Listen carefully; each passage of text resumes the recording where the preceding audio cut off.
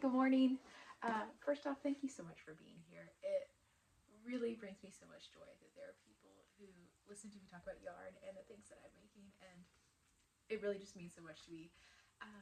But if you're new here, my name is Becca. I am a knitter and a sewist, and I dabble in embroidery and occasionally crochet, whatever really my heart feels like. I'm very much a project-based person. Like, I see a project and I have to know how it works, and so I will figure it out. And that's really like what motivates me, is I want to know how something works. I will do what it takes to figure it out. So I am originally from the US, but I moved to Berlin, Germany, oh goodness, like 8-9 years ago. I live here with my husband and our 2 daughters. I work at a primary school, a bilingual primary school, German English, and goodness, what else? I drink way too much coffee. I am working on a children's book. Now, yeah, I feel like I could go on, but I'll stop there. So today I'm going to be showing you guys some finished objects that I have, as well as what I'm working on. I've finally begun dabbling back into sock knitting. I can even say back into, because I've only knit 1 pair of socks, but now I have 2 sock WIPS, 2 different patterns, and I've learned a lot. So I wanted to share a little bit what I'm learning with you guys, and a lot of mistakes that I made. And then I wanted to talk about color, because we're getting to the season where everyone wants to wear a lot of color, and I recently got a color analysis done. That was my Christmas present this year, and I kind of wanted to talk about it and like what I've learned, and how I use it in my making and how it helps me make decisions and things like that. So that's the topic of today's video. Stick around, comment, let me know what you think, blah blah blah. So first I'll talk about what I'm wearing. So this was for my World Book Day make along, and I have always loved the Hobbits. I've always identified with them. I mean, I think that's a sentiment that could probably describe a lot of people in the knitting community. You know, eating second breakfast, singing, frolicking through fields, you know, just a very homey people. And I think I read The Hobbit for the first time in 6th grade. That was around the time that I really discovered fantasy literature and just quickly fell in love. But I think the Hobbit people have always been a favorite of mine. So I made this outfit based on, inspired by them. Like, I definitely don't think this is something that, you know, I didn't make a costume. I made something that was inspired by them.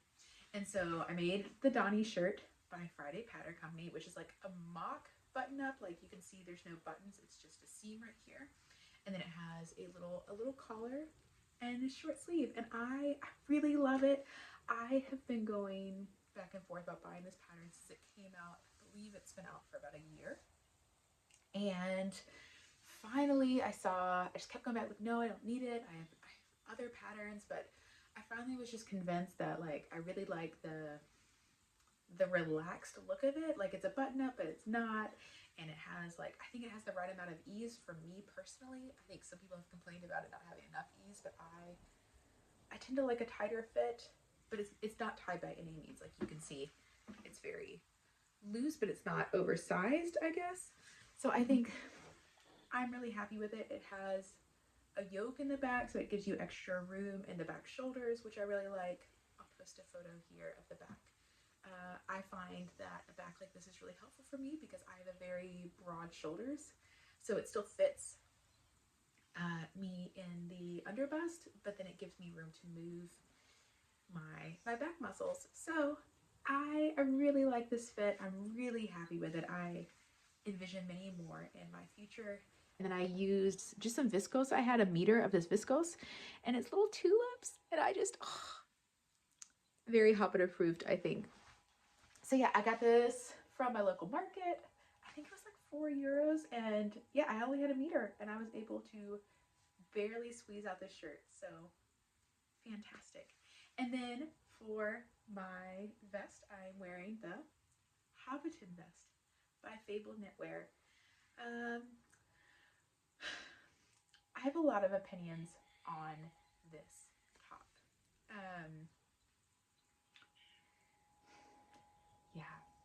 I will say, I love the end result. Like, I am so happy with it. Like, I wasn't sure, honestly, as I was making this, and I was like, how am I even gonna wear this? Like, I don't know. And I love it. I think I finished it maybe 2 weeks ago, and I have worn it 4 or 5 times. And I'm honestly surprised by how many things it goes with in my closet.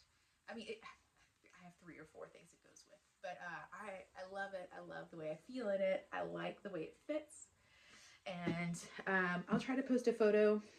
But I think, yeah, it's very close fit. It's a very tight fit. I think I made size 2, and I have a 90.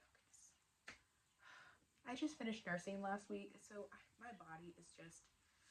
So I'll redo my measurements and post them if you're interested in like what size I made. So I think I made size 2, and I have like around a 96, 99 bust. Who knows at this point? But yeah, and I heard from someone on Instagram. Someone reached out on Instagram and they were like, "Oh, how do you find the sizing? I've heard it's all over the place," which is why I haven't bought it. That is not my. Once again, I made size 2. I love the fit. I think it fits exactly how it looks on the product photo. I have no complaints. The only modifications I made were I shortened it by like 2 centimeters before I shortened it by 2 centimeters, which I regret. Should not have done. Should have gone with the pattern. And I changed how the decreases were done. So it's a bottom-up sweater, and I did not like at all the way that she decreased for the shaping around the shoulders. And so I kind of changed it, and I don't know. I think that's my big thing with this pattern is the decreases were really sloppy. I mean, they weren't sloppy in the, like, they just looked sloppy. And like, that may not have bothered some people because you pick up stitches and so it'll be hidden. I felt like it could have been cleaner. And so I forget what I did. I made it cleaner so that it would be easier to pick up for me, because I hate picking up stitches on the underarm or like sleeves. Any kind of picking up I don't like to do. And so if I can make it as easy as possible to tell where the stitches are for me to pick up, that is what I'm going to do. So I redid how the decreases were done, and so that you could actually clearly see the stitches. So it was like a clean line around the underarm so that I could clearly see where the stitches were that I needed to pick up.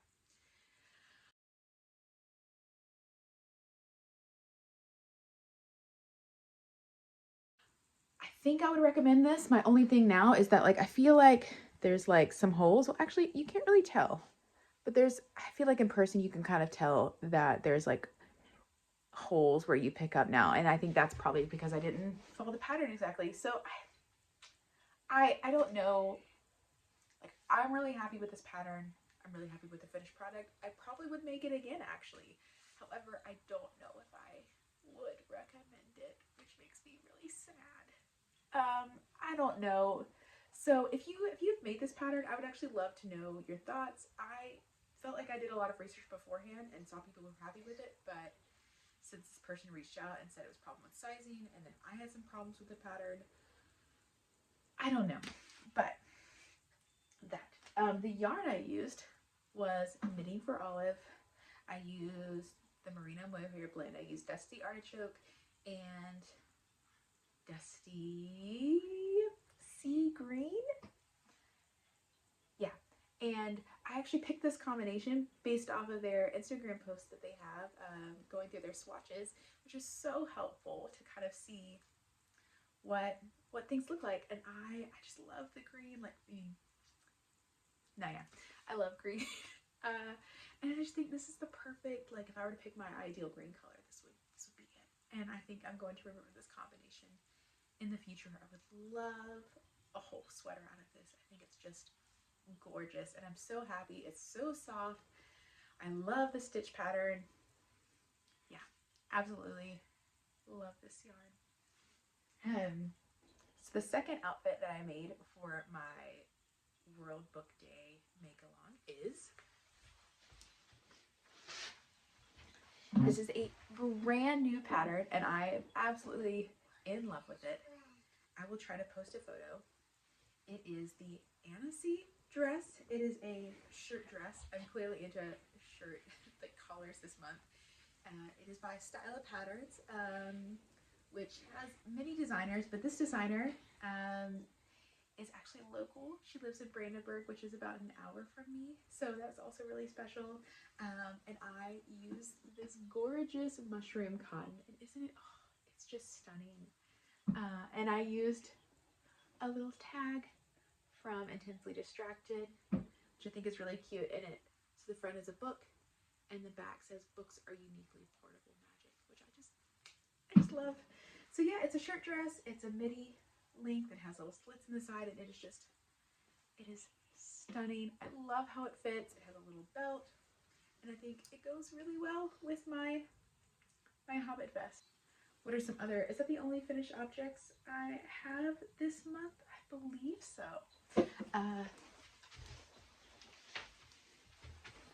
So I guess. Oh no, I have one more. The Wioletta Bandana by Vert and Rose. It is a little bandana, and I knit it in Peer Gynt. It's the sweetest little thing. It has little. Some people have been calling it butterflies. Some people have been calling it little daisies. But either way, I think it's really cute for spring, and it uses about 50. I think I use 60 grams of Peer Gynt, which I guess is unfortunate. It's a little more than a skein, but if you have like leftovers from a project, it would be pretty perfect. So yeah, you can wear it as a little bandana, or she has also been wearing, the designer has also been wearing it as a little hairpiece, if that's your vibe. And yeah, I made it for my daughter, and she is absolutely obsessed with it, right, baby girl? Yeah. You gonna wear your scarf? No. No, because it's warm today. All right, go in the living room, okay? But yeah, she absolutely loves it. I was knitting this. So on Fridays for my school, I open up. We have a craft room with like sewing and knitting supplies, and like kids come in and they do things. It's after school program. And so I'm in there for like an hour or two, and so sometimes I'll pull out my knitting as the kids are sitting around knitting. And my girls were like, they came in and they were like, "Oh, what are you knitting?" And I showed them that it was a scarf and like a headpiece, and they literally gasped, and they were like, "Oh my gosh, that's so exciting." And they were just like, "Oh, how do you do this?" Blah, blah, blah, blah, blah, asking me to teach them to knit. And so it was just a really little sweet experience. So this is very much girl approved, 4th grade girl approved, which I feel like means a lot, because 10-year-old girls will tell you if they like your outfit or not. And so the fact that they love this was just made me feel so good. And I told the designer, and she was just like, "Oh, that is just the sweetest thing. That's the best compliment ever." And yeah, so it is on Ravelry now, and the Wioletta Bandana. I'm gonna go get this one occupied with something else. Yeah, let's go find something for you to do. Okay.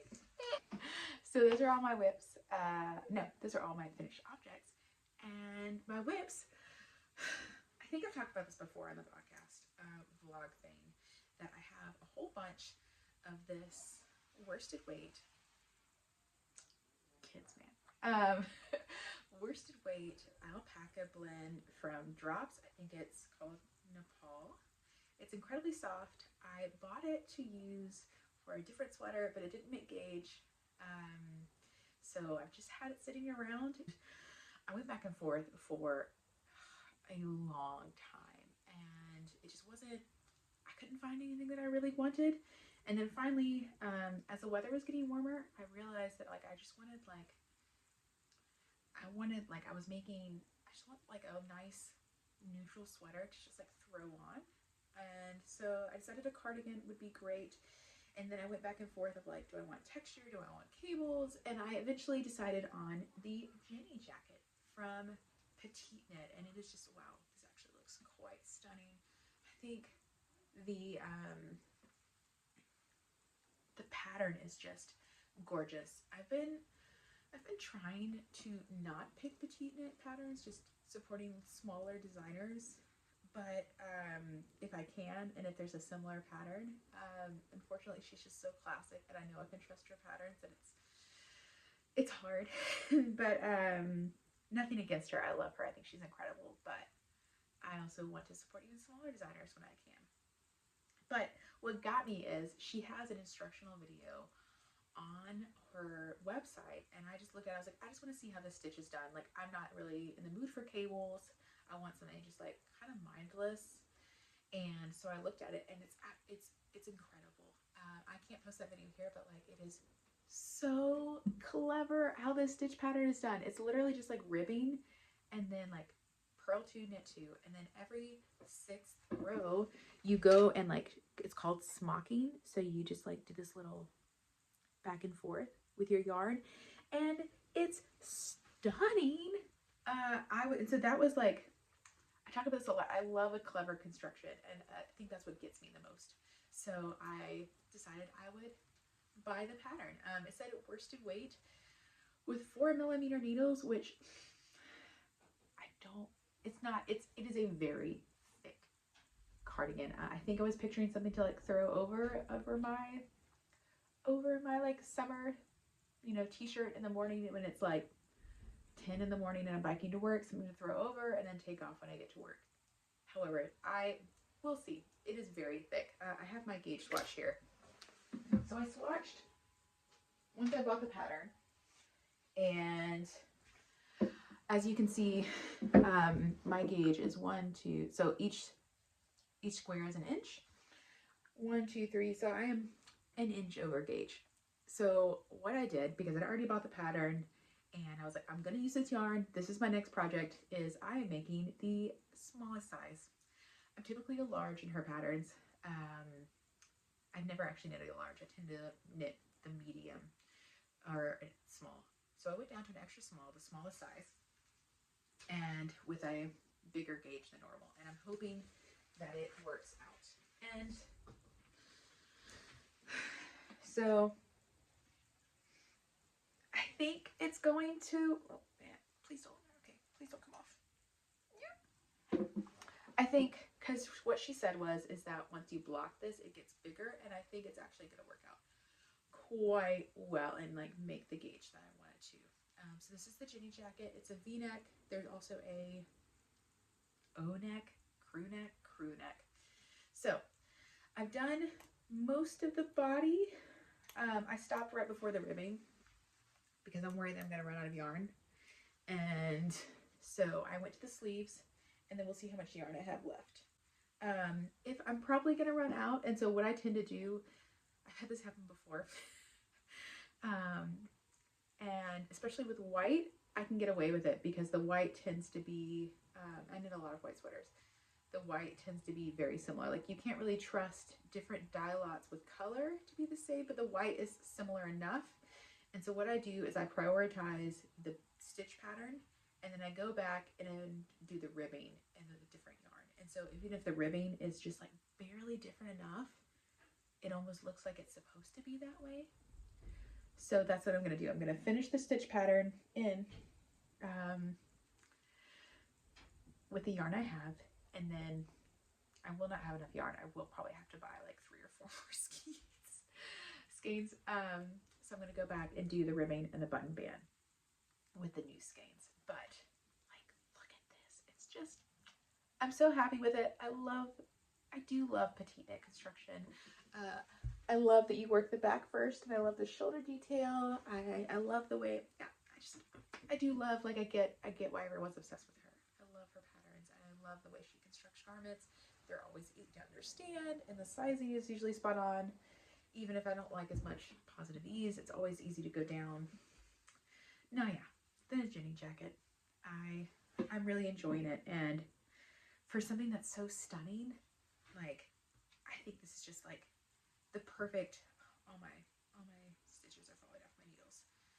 For something that is so stunning and just the right amount of texture, that I think it's just such a mindless knit. Like, I can really just sit there and do knit, purl, and then every 20-30 minutes I do the smock pattern. Even the smock is really easy. So if you're interested, you can go to her website and look at how it's done because it's so clever. Yeah. So the chitty jacket, my first whip. My second whip is, do I only have 2 whips? Maybe, okay, 2.5, is the Tender Age sock by Summerly Knits. Ladies and gentlemen, probably just ladies. After talking nearly every episode in the last 2 years about how I want to knit more socks, I have knit more of a sock. Look at me. Young Folk Casey from Young Folk Knits talked about this on a recent episode, and I was just like, I have to have this right now. Like, look at that. It is stunning. And it's by my favorite. So the only sock pattern that I've ever done is the I'm So Basic sock by Summerly Knit. And I like how she writes the pattern. She has videos for every single step. And I tend to be very loyal. Like, once I do one pattern from you, I will do all your pattern. Like, if there's a chance to do your pattern again, I will always pick you. I am a ride or die person. So I love that Summerly Knits, and I knew it was going to be good. And it comes in a set. It's called the In Bloom sock set. So there's 3 patterns for one price, and I plan on knitting the next one next. So it was really, what I love about this is, okay, this is what did me. Like the ribbing that's like a little curved, what is that called, scalloped, that's what really got me. But then like this little leaf and the baubles, and it's just stunning. So, but what I love about the construction is that you can do this, you can do like in an evening, and then after that it is just straight stockinette. Like, this is what I took to work, and I often knit during meetings because I can't sit still for very long. And so this was my simple stockinette project that I could just participate in meetings, be, you know, the opinionated coworker, and still knit away. And bonus points. So I knit this on my, I think these are Prim needles. I knit these on my wooden DPN from Prim. I think it's called like Symphony, and they're gorgeous. Hang on, they're like little tie-dye. I don't know if you can see that. Can I? People always put their hand in front of their face when they're showing things, but it's like a little tie-dye, or like there's some, it's beautiful. But my coworkers, like, I walked in the first day and was like knitting with this and like just sitting there, and they were just like, that looks so violent. And I was like, what are you talking about? They're like, you just have like some like are you gonna stab us with your knitting needles? And I so if you're wanting to look super cool and intimidating, apparently DPNs are the way to go. So but yeah, as you can see, it's just it's my easy project to knit and talk. I've tried knitting socks on circular needles. There seems to be a lot of people in the knitting community who don't like DPNs. However, I really like them. I think this is going to be my sock needle of choice going forward. So and they're pretty, so an added benefit.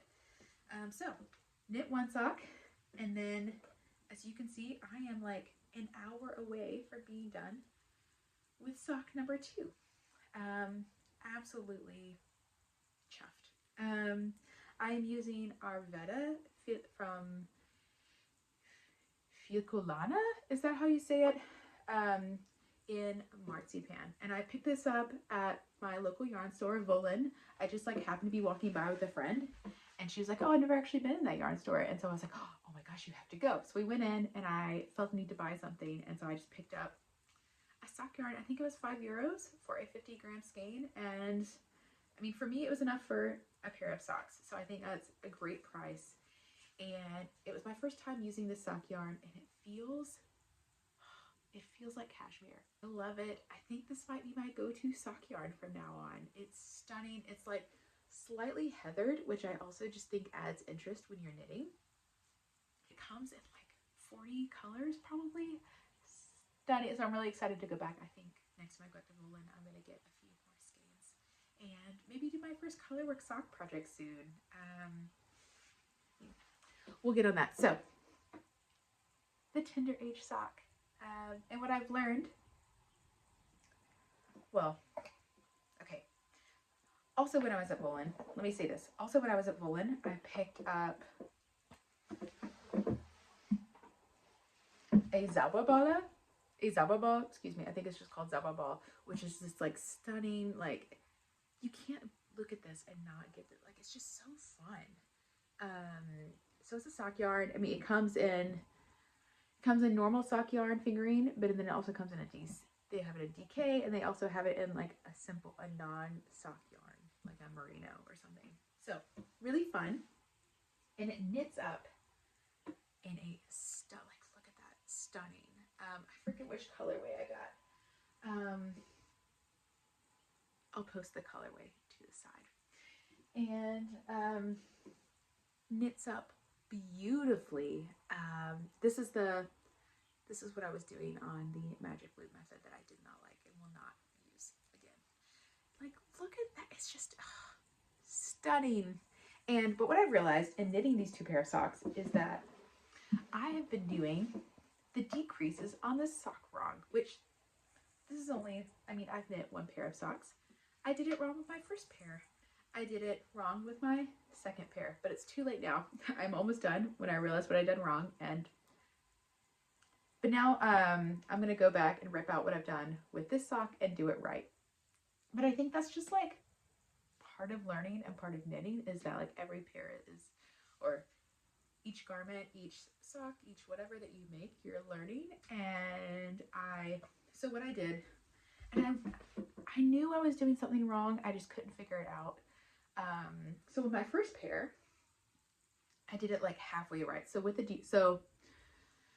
way that she does her heel, and these socks are very worn and need to be retired almost, but the way she does her, you do this heel flap, and then you pick up stitches back. So how do I describe? I'm terrible with descriptions. Okay, so you knit your tube, and then with half the stitches, you knit the heel flap, and then once you get to the bottom, you do the turn, and then you pick up stitches again along the side of the heel flap. And so then instead of knitting, so the tube kind of turns with the way you do that. I hope that makes sense. It probably doesn't, and that is okay. I am not a sock designer. But so you have to decrease because you've picked up all these stitches, and you have to decrease. Like, I think there are like 84 stitches when you put everything back on your needles right here. And so you need to decrease back to 62 stitches. And with my first pair of socks, I did not do it right. I think so the decreases are supposed to like create this beautiful line going down, and I did them backwards. Like, I did them on both sides, which is what you're supposed to do. However, I did like a knit together when I should have done slip slip knit, and like I did them on wrong sides, so the line doesn't look the way you're supposed to. Doesn't really matter. Like, it's a sock and it fits, and I didn't even notice it. Like, I've been wearing these for 2 years, I didn't notice, so it doesn't really matter. But it creates this, like, when you do it right, it creates this like beautiful triangle on the heel, which I just couldn't figure out how that was done. So with this pair, I spent probably an hour looking and was like, okay, maybe it's just on one side of the sock, and I was reading the pattern, and it said like knit to the purl marker, and then do the slip slip stitch, knit to the purl marker, like knit the purl marker and knit together. And so I thought that was on one side, but no, it is not. You have to, like, it's like you go to this purl marker, which the purl marker is at each heel flap, at each top of the heel flap. So one top of the heel flap, you do slip slip knit, knit to the other side, knit together. But I did not understand that, and I did them both. So you can see, like, I decreased here and here, and so like one side of the sock has the decreases, and so it kind of like slants the entire sock to that side, which isn't ideal, and you can definitely tell when I'm wearing it if I'm being picky. However, it still looks really pretty, and so the other side of the sock just has no decreases. If I'm being like really picky, you can tell when I'm wearing it. but not enough where I'm going to go re-knit 2 pair of socks from the toe. And it's part of the learning process. I hope you can understand what I said, and if you can't, I apologize. But I messed up, and that's okay. I just wanted to show you. So going forward, as I knit this pair of socks, I will fix it, and I've learned. So, but I'm really excited to wear these. I think it's going to be just stunning, and they're so cute. The Tender Age socks. Good morning again. It is a week later from when I recorded the last bit. We had a birthday party to go to, and so this is the next time I had time, which is our life right now. I definitely passed out at 7 p.m. last night, like before my oldest was even asleep, and woke up at 6 this morning. So if that's any indication of what our life is like right now. But it's been a great week, a hard week. But Me Made May started, which if you don't know, it is a challenge in the maker community on Instagram, mainly in like the sewing community I've noticed, but it's slowly spreading to the knitting community. And it is a challenge to wear something handmade in May. It's very open. Sometime in May, wear something handmade. It's slowly evolved into trying to wear something handmade every day by a lot of people, especially if you've been in the making community a long time. Or I think one year I tried to wear something different every day. Like I could repeat items, but not outfits. And that was really interesting for me to just play with what I had and try to find new combinations. This year, it's really just wear something handmade every day, try to find unique outfits. It's a good time for me to reassess. Like I wore a dress on Thursday that my rifle paper company dress, is that what the name of it? I never wear it, and on Thursday I was like, why do I never wear this? And so it's a chance for me to just to kind of play around with what I have and maybe visit some old friends. So yeah, but something I've noticed in the community this week is a lot of color and a lot of beautiful bright skirts and a lot of just floral tops and just color. It does have to do with the time of year, which is something about the flowers blooming and the sun coming out finally after a long winter. You want color. And so I thought this was a good time to talk about color analysis. It's super trendy right now. Also in the making community, it seems like everyone has opinions on it, and half of them are pro color analysis and got theirs done and blah, blah, blah, blah, blah. There are other people who really hate it and are like, wear whatever color you want, don't limit yourself. And I thought about it for a long time. I began following a color analysis on Instagram about 18 months ago. So let me preface this by saying that growing up as a redhead, I was always told by very well-meaning people what colors did and didn't look good on me and which colors I should wear. So I have green eyes. And so one of the colors that people always would tell me, like, oh, you're a redhead, you have to wear green. Green is your color. And, or maybe like a blue to balance out my skin tone was often said. Things that I was always told, like, oh, you have to stay away from red, pinks, oranges, yellows, like any warm color is not for you. Stay away from that. You need to wear, yeah, like light blues and navies and blah, blah, blah. People are going to tell you what color to wear regardless if you do this color analysis thing or not. And sometimes it's going to be right, sometimes it's going to be wrong. To make my own clothes, I listened to this advice. I was sewing with greens, I was sewing with navies and blues. But there were some times when I would like put on this green, I would buy some green fabric and sew it up. I would put it on, and I did not like the color on me at all. And I was confused. I was like, green is my color. Why doesn't this look good on me? Why don't I like it? Is it the pattern? Is it me? Is it the color? What is it? And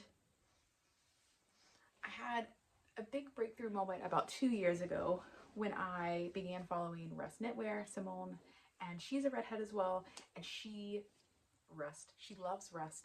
And I was like, oh, she's a redhead and can wear orange and looks really good in it. What if I can wear orange? And I tried it and I loved it. And suddenly this opened up this whole new array of color for me of, oh, maybe reds and orange and yellows aren't off limits as a redhead. maybe I can wear them.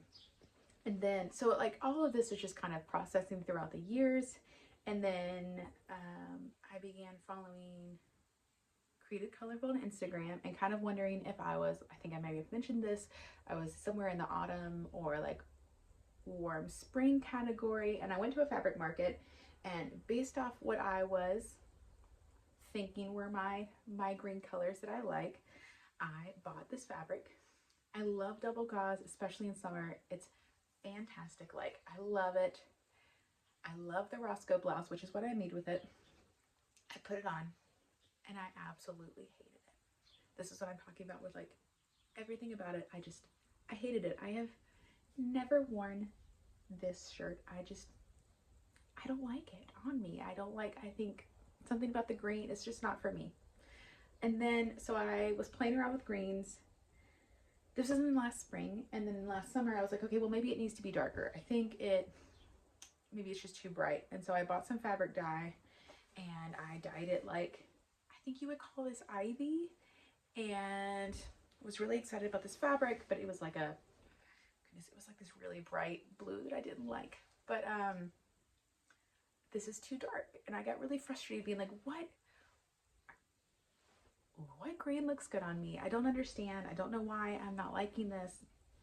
And so I just decided I didn't want to spend all this time making garments only to put them on and to not like the color on me, and have wasted money on fabric, I had wasted time. And so instead of asking for crafting supplies, which is usually what my husband gets me for Christmas, I asked to get my colors done. I went through Created Colorful. She was having a sale around Thanksgiving. And so I ended up, my husband purchased it for me, and then they sent me a list of colors that I was supposed to drape over myself. So they would say like, ivy green or black, and I would send them a photo, no makeup on, and natural light like this. I can maybe post a few photos. And then I sent those photos in. A couple weeks later, they got back to me being like, okay, here's like 10 to 15 more colors we'd like to see on you. I sent those in, and it came back that I was a soft autumn, which is something I already guessed, but I wasn't sure about. And so what that means is they sent me this long email, which one of the reasons I chose them, they are on the more expensive side of color analysis, but I appreciate the email they send you and then the helpful tips they give, and they give blog posts about makeup and all these things. And but the email they send you back is just so personalized and so lovely. It feels like my best friend giving me a pep talk. And I could actually absolutely see my best friend writing pep talks like this. But it was a really lovely email being like, oh, your features, this is so sweet about you, blah, blah, blah. We love the color of your eyes, your lips, blah, blah, blah, blah, blah. Like, it's so sweet and just like uplifting and kind. And then they went through like, here are what colors, here's like a color palette to get you started, but also like as you're looking for fabrics or clothes or whatever, you want to stick to neutral to warm leaning, dusty, faded colors.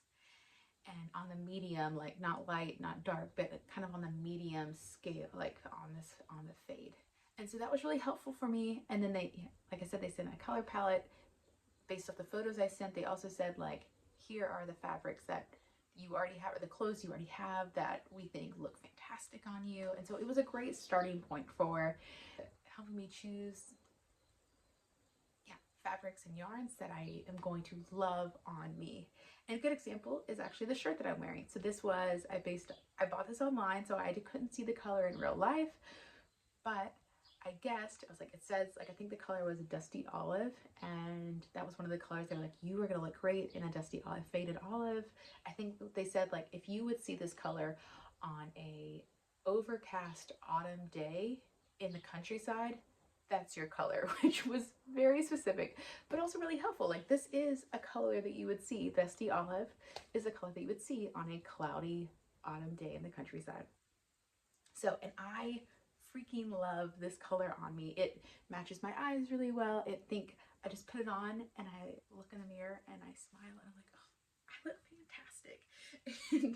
And I think that's what we're going for. And so for me, while it was an expensive present, it helps me use my money well going forward, and hopefully my time as well. You've making garments that I'm gonna like to wear. So they sent me a color palette, and then I actually went to my local paint store and I matched those colors as well as possible, because like the color palette's just on my phone, to paint samples and put them on this little hook. And so like one of the things that I hear in one of the critiques I've heard in the making community is like, no one should tell you what color to wear, blah blah blah, and I agree with that. One of the things that came back was like, oh, you should avoid white and wear like more a cream oatmeal. But I love wearing white. Like, you can tell me to not wear white all you want, I love just like a crisp white fabric. I'm gonna continue to knit and sew white no matter what. Like, it might help me, like I might choose to wear white with when I just had on the video before, it was a white shop with a green knitted vest. I might do stuff like that and it might help me accessorize. However, I'm gonna wear white. That's just how it is. You're not gonna tell me otherwise. However, I have to disagree that I have not found this limiting at all, because like I said, growing up, I was told greens and blues, your color, but don't wear red, oranges, yellows, pinks. That's like half the colors that I wasn't supposed to wear. And so I was left with greens and blues basically, which was incredibly limiting for me growing up. If you saw my closet, it really was just all greens and blues until recently, until I started making my own clothes and realizing like, oh, actually it is more about, it's not about what colors you can't wear. It's more about finding tones of those colors. And I think, is tone the right word? Tones of those colors that bring out your features to the best. And so what I love about color palettes is that if you look, these are all my colors and I have a lot. There's something like every color is represented. I have reds, I have pinks, I have like a cream, and I have a really dark, it's like a chocolate brown. I have oranges and peaches and yellows and greens and light blues and dark blues and purples and mauves. I guess you would call it a mauve, like a rusty purple. So a dusty purple, whatever, a dirty purple. Adjectives are hard, y'all. Just like English in general is hard for me. But anyways, so I would argue against that this is constricting, because for me, I feel like this is actually really freeing to be like, I want blue. I would like a blue sweater. This is on my list this year. I'd like to do a blue sweater. So I could go in and I could say like, I want to love the blue sweater. I want to wear it a lot. There are all these blues that are gonna look fantastic on me. Let's see if I can find something close to this. And as you can see, like, if you look at my greens, I don't know if this green shirt is an absolute match to any of my greens, but so this is more of like a helpful guide. Like, I'm looking for something dusty and muted and neutral warm leaning. And is it close enough? I'm not, I don't need to find this exact green. I could get something similar and close that has the same properties. And so I've actually found this really freeing to open me up to lots of colors, and to know that when I buy it, I feel confident that this color is going to look good on me, which means I'm going to want to wear it more and I'm going to reach for it. And it's going to be a very loved and well-used item in my closet.